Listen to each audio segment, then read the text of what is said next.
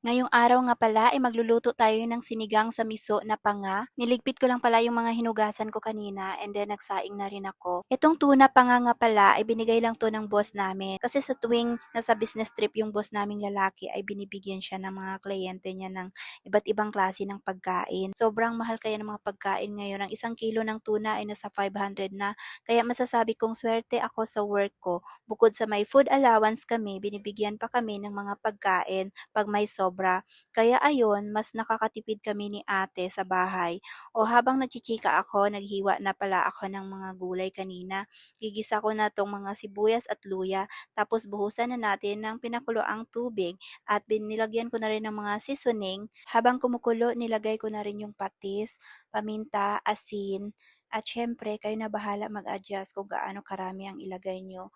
Basta kung marunong na kayo magluto, alam niyo na. Nilagay ko na rin pala yung panga, tinanggalan ko lang siya ng gabula-bula kasi ginahawa jud na siya ba kay malansa man na siya. And then nilagay ko na rin yung sinigang. Sinigang gabi nga pala yung ginamit ko dito kasi mas masarap talaga ang sinigang gabi kasi malapot siya.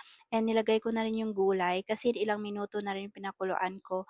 Napakasarap talaga ng sabaw nito. And eto, tinikman ko na rin kung masarap na ba yung niluto ko.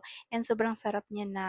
And dinagdagan ko lang pala siya ng sinigang mix kasi kulang yung nilagay ko na sinigang mix. And nilunod ko na rin tong gulay kasi luto na rin naman siya and baka maluto lalo yung sitaw. Ayoko kasi, gusto ko kasi yung half cook lang. Pinakuluan ko lang talaga siya para hindi malansa. Mas okay kasi yung pinakuluan mo ng mabuti para hindi malansa. Para motuhop jud tong kuan ba katong luya sa sabaw and then pag maghigop kag sabaw perting lami aba, lami kaayo siya.